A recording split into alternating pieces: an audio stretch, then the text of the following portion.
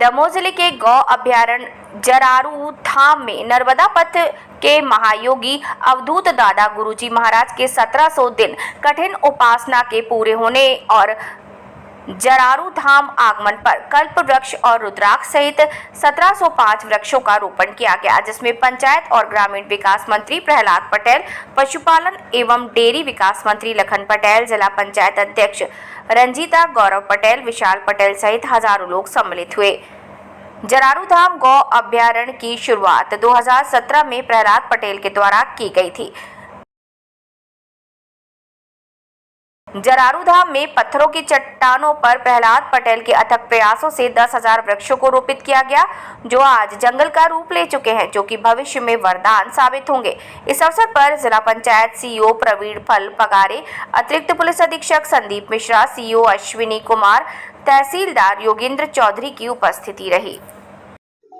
आज जरारू धाम गौ अभ्यारण्य में 1705 वृक्षों का रोपण हो रहा है दादा गुरु के सानिध्य में, कैसा?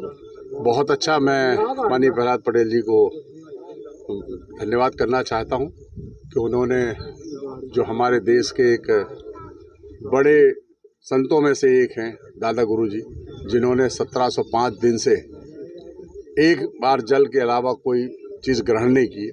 उनका भी मेडिकल चेकअप भी हुआ 7 दिन तक, जिसमें कि लोगों ने मेडिकल चेकअप किया कि कैसे एनर्जी इनको आ रही, लेकिन कुछ समझ नहीं आया क्या है क्या नहीं है। तो प्रभु की कृपा लगता है कि वो है।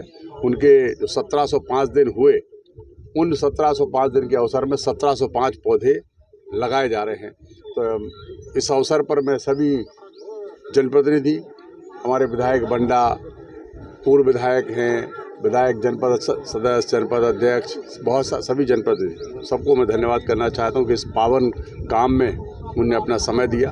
एक बार फिर से हमारे ग्रामीण विकास मंत्री आदरणीय प्रहलाद पटेल जी का बहुत बहुत धन्यवाद कि उन्होंने इस कार्यक्रम का आयोजन किया, सबको आमंत्रित किया और इसमें हमें शामिल होने का अवसर। 2016-17 में ये बंजर भूमि थी, आज लहलहाते वृक्ष दिखलाई देते। देख के एक अद्भुत दृश्य है, जो देख करके लगता है, मैं जब यहाँ नीचे आया तो मुझे लगा कि यार ये तो बिल्कुल बदल गया। हम लोग जब पहले भी आया करते थे तो पेड़ के नाम पर कुछ भी नहीं था, पत्थर ही पत्थर थे, और आज जो सघन जंगल दिख रहा है, ये माननीय प्रहलाद पटेल जी का दूरगामी सोच और यहाँ के लोगों का समर्पण, उसका परिणाम है। पिछले साल भी हम लोगों ने उस तरफ बहुत सारे पौधे लगाए थे जो अभी बहुत अच्छी स्थिति में हैं, और ये आज जो 1705 पौधे लगाए जा रहे हैं, ये भी आने वाले 2-3 साल में बहुत अच्छा जंगल ही कह सकते हैं, तो सारे फलदार पौधे हैं, तो निश्चित रूप से यहाँ लोगों को लाभ मिलेगा इसका, और एक ये यादगार क्षण होगा। मेरी ओर से एक बार फिर से दादा गुरु के लिए बहुत बहुत शुभकामनाएं और माननीय प्रहलाद पटेल जी के लिए बहुत बहुत शुभकामनाएं। जरारू धाम में प्रतिवर्ष 3 बार वृक्षारोपण होते हैं, 28 जून को, 17 सितंबर को, और जिस दिन हमारा स्थापना दिवस है 17, उस दिन हम यहाँ वृक्षारोपण करते हैं। लेकिन इस बार निमित्त है दादा गुरु के 1705 दिन जल पर हुए हैं। शायद इतिहास में कभी कोई ऐसी प्रतिमूर्ति अभी तक ज्ञात नहीं है। तो जब उनके 1700 दिन हुए थे तो दुर्भाग्य से उस दिन एक हादसा हुआ था, तो यह तय हुआ कि इतनी जल्दी कहाँ हो सकता है। तो आज 1705 पौधों का रोपण हो रहा है। ये स्मृति वन दादा गुरु के तप को समर्पित है। जरारू धाम की इस तप स्थली में एक तपस्वी पधारेंगे और उनकी स्मृति में हम सब ने, उसमें आप भी शामिल हैं, सब ने पौधों का रोपण किया है। पिछले बार हमने 10,000 पौधे लगाए थे और हमने कहा था कि 3 साल बाद जिसको मर्जी आए वो आके गिन सकता है। इस आज के दिन 1705 पौधे दादा गुरु की तपस्या की स्मृति में उनको समर्पित है, और इसलिए आज उन तमाम बेटों बेटियों को, सामाजिक राजनीतिक कार्यकर्ताओं को, पत्रकार बंधुओं को, अधिकारियों, कर्मचारियों, सबको मैं इधर से आभार व्यक्त करता हूँ। नर्मदे हर। के भक्त दादा गुरु का आज हमारे जरारू धाम में आगमन हो रहा है, जिन्होंने 1705 आज दिन हो गए हैं उन्होंने आहार नहीं लिया है। तो आज माननीय प्रहलाद भाई साहब ने और हम सभी ने यहाँ आकर 1705 वृक्ष लगाए हैं।